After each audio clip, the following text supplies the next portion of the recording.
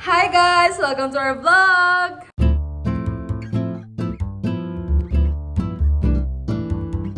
What's up, Yarabons? Eat with us and well, we answer some questions. So today, our menu for our mukbang is Bachos! So we asked some questions nga ipadala niyo someone through our social media, someone IG, kag sa Facebook. And here are some of the questions that we received. So we will answer them one by one. While eating batchoy, of course. Hey, slay. So our first question is, nga may corrupt na politician. Hindi mo na punggan kung may corrupt na politician. Kaya minsan sinubotol mo, hambal mo pa nga to. Kaya do kamayo ni siya. Like, sa tangga campaign and all. Hindi mo gina siya makilala nga corrupt siya. May iba niya nga, why ka lang kabalo nga corrupt, pero actually corrupt sila yan. Pag hindi mo sila mabasok, kaya actually ko ako.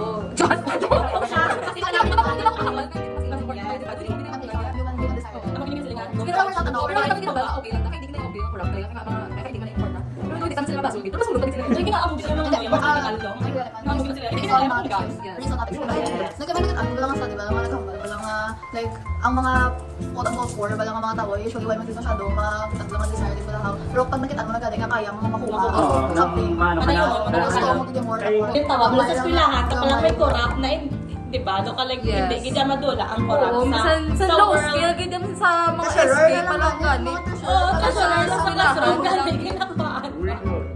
Okay. Treasurer, So, we dance hope na. that answers your question.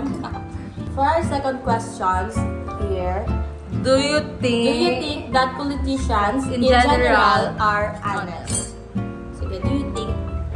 Sa imo, in general, pero hindi magkita mo tibo.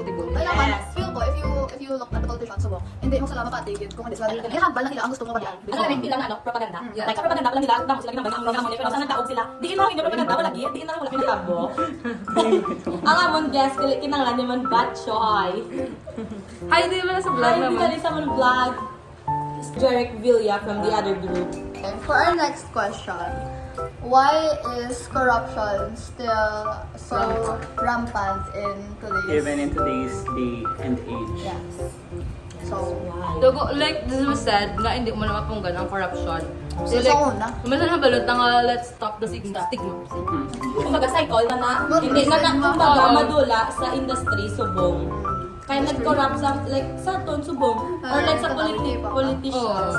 Na political view. Hindi mo ginaya madulay ang Kumbaga, corrupt. Kaya daw, sa tao, hindi mo na sa mapunggan kung gusto nila maging corrupt.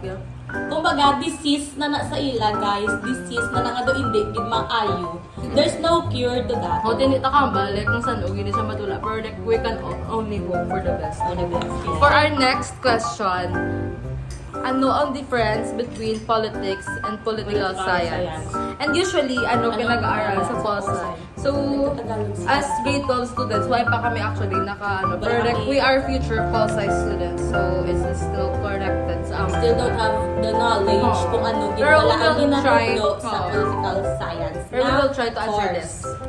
Sorry, by definition, politics, siya, ang na siyang practice itself. Amo na siya ang like activities sa mga gobyerno, mga amo na kung anong ginahimo nila, it is politics itself. Pwede mo na siya actually like ma-observe na siya sa home politics. So, basta ang distribution lang sa isang resources. Kali, politics is nakakita na lang skin diin. O politics by definition, ganyan mo na siya ang ang mga distribution of power and government and resources sa mga mga how things can low scale lagi sa balay mo gina siya. Oh, yes. Ang political science naman siya, mas ang study gid itself sa politics, mga political activity. Social science din siya nga branch, I think. So political science examines how political system works. Political science, diba ito mga government nila. At kung anong gina-analyze nila ba lang iyo sa government. Politics, dapat ako, then ang political science, pinatunan ng politics. Kung like if you present it in an analogy, politics would be the game itself. It's the players on the field, the coaches making decisions, the plays being Kumbaga run. ang pang sa mga kapatang. Tapos, ang political science, ang siya ang tutuon about sa sports ang unahan. Kumbaga ang political science, pinatunan ng hapang sa politics. Yes, nakawala siya. Nag-change kami camera, guys. For our next question is, what are political parties for? So, ang political parties, first of all, sila, di ba? Mga partido kada mag-election. So, yung sila ni Lenny, o pwede sila ni Kiko Pangilinan. Kung dito sa Bacolod, like Pero sila- Panabi and Tebing. Oo. Amo na artist. Ano kaya mga independent parties, for example, ay mga ano na sila, mga listers nga wala affiliation, wala association with any party. Ito mga nasod na pwede sila mag-independent party. Pero mostly because why mga parties na ara, wala ka align nila ideals wala sa mga parties na ara. Doon mo lang kasi. Pero kay kasi tutod lang wala, ang mga group or like parehas ng Asenso and all, gaisa lang mo na sila kay tungod sa sponsors. Like may mga kapyot, like may money nga, nabila like may For sponsors, campaign kasi di ba and all. usually ang mga ginaya. Sa campaign nila, may mga support na. Is law involved in political science? That's the question.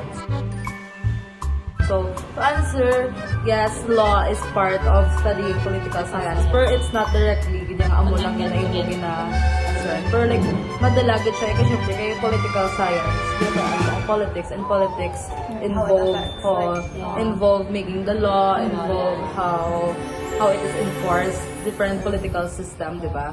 Ang ilang mga structures, policies, nakabase Sila na sa tayo law. katunan paano mag-implement and all, paano sila gina-create, ano na siya. So, hindi gid siya yan direct nga law. So, bali, ang political science, It's more like on how it relates sa politics. Yeah. Ang law. So guys, we finished our batchoy mukbang, and to end it, we answered all of the questions that we received already. So that's all for today's vlog, and thank you. Please like and subscribe and leave a comment below. Bye bye.